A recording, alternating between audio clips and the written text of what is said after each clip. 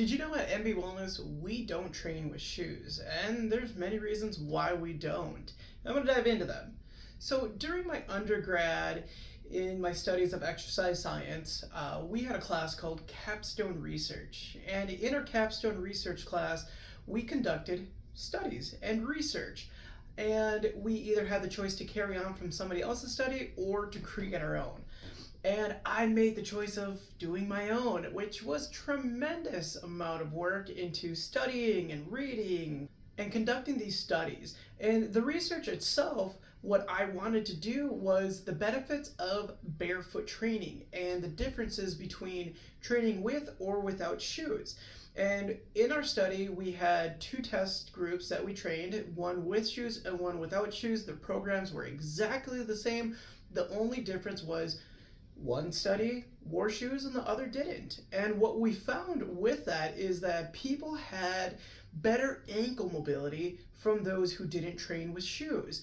And I want to go deeper into that and why we continue that philosophy here because of the tremendous amount of benefits that we get out of it.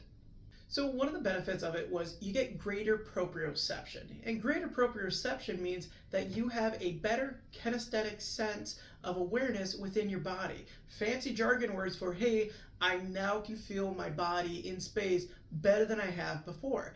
And we have a lot of these nerve endings and proprioceptions all throughout our body, but there's a good amount in the bottom of our feet.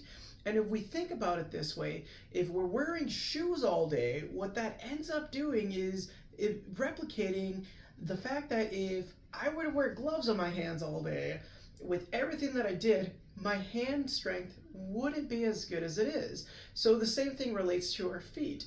And so that's one of the reasons why I do it is because we want to enhance the proprioception, what accumulates into is better sense of awareness within your body. And then other than that, one of the other factors that goes into it is knowing how many joints are in our feet. So in our feet, we have 32 joints. That's a lot of joints in one single area. And what happens is if we wear shoes all the time, we're condensing them. We're kind of crushing them into a fist. Because let's be honest, most people wear shoes because they look cool, not because they actually help us function. And so if we're wearing shoes all day, we start inhibiting the ability to have greater sense of awareness in our feet because of the shoes that we're wearing. The other reason we don't wear shoes is because if you look at this heel, it's actually elevated. So elevating the heel actually prevents us from being able to lunge, squat, hinge, all the things that we do with our feet in a natural movement because it's actually elevating the heel, which puts the foot down in a downward motion, which limits the ability to bend from the ankle. And so with that, we want to ensure that we're getting the best range of motion possible when we're training. So without shoes, that allows us to get really deeper into the joints itself, but more importantly, looking at the intrinsic foot muscles, which are these deep inside muscles within our feet that need to be strengthened as well. And if we're wearing shoes all day or in our training, we're unable to really get the grip and the strength from our feet because our shoes are limiting our ability to be able to do so. And again, that heel elevating puts our joints not in the best position to be successful.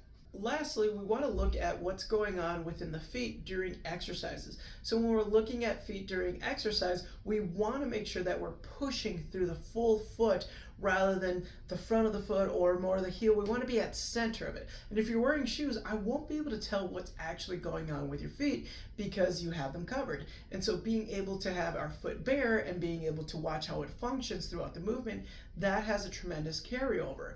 Because when we're looking at our foundation through those movements, we want to ensure that we're pressing through the feet and that we're actually grounding ourselves throughout these movements to ensure that the strength is there, but so is the stability and mobility throughout the entirety of the motion.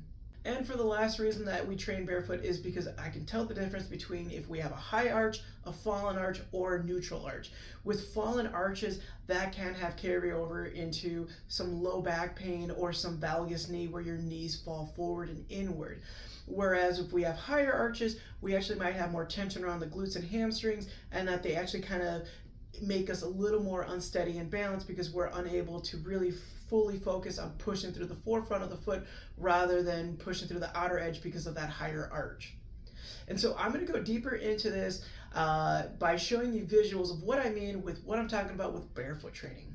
So when we're looking at barefoot training, we're looking at the foot as a whole, right? Because again, like I mentioned, it's going to have greater ankle mobility when we go through it, greater intrinsic strength muscle, and also we get higher proprioception, meaning we get better sensation from the floor up. So when I'm looking at feet, I really want to ensure that we're not having those fallen arches that allows that our knees can come forward. I'm not looking at these overarching arches that bow our legs outward. I'm actually looking for a neutral position where there's a light arc and angle through the foot rather than either the fallen or the higher arch. So when we're looking at our squatting, if I have my heels elevated from my shoes, I'm actually not able to get a full direct range of motion in my squat because my feet are elevated. And so when I'm looking at our squatting motion, I want to ensure that we're bending at the ankle first, then the knee, and then the hip, so then that way we're using the joints appropriately, that the ankle is able to bend, that my foot is keeping strong and stable throughout that motion, and I can feel my feet press into the floor as I stand tall. And that's important because our feet are the foundation for our entire body. And if we're not able to sense it or not able to really direct the pressure from the feet up, then we're going to have compensational patterns. The other thing that I want to ensure that we're doing with our barefoot training is that when we go through our lunging or our split squat positions, that we're able to bend at the big toe in the back. Again, with shoes, that does make it a little bit harder. And then from there, we're going to be bending at the ankle, knee, and hip to lower ourselves down and to press back up. If I have shoes, my ability to stabilize isn't going to be as great as it would be barefoot. Why? Because of those deeper intrinsic foot muscles and that proprioception that I'm able to gain from feeling my foot onto the floor. Again, I can be stationary or I can be active with the movement. But nonetheless, I want to be able to create tension and stabilize from the foot to be able to move as best as I can, but most importantly, create true strength. And so now that you have a better understanding of why we train barefoot, if your gym allows it, maybe go ahead and give it a try next time you train and see if that makes a bigger impact in your balance, your strength, and your stability throughout your exercises. If you learned something from this, please share it with a friend, and I'll see you in the next video.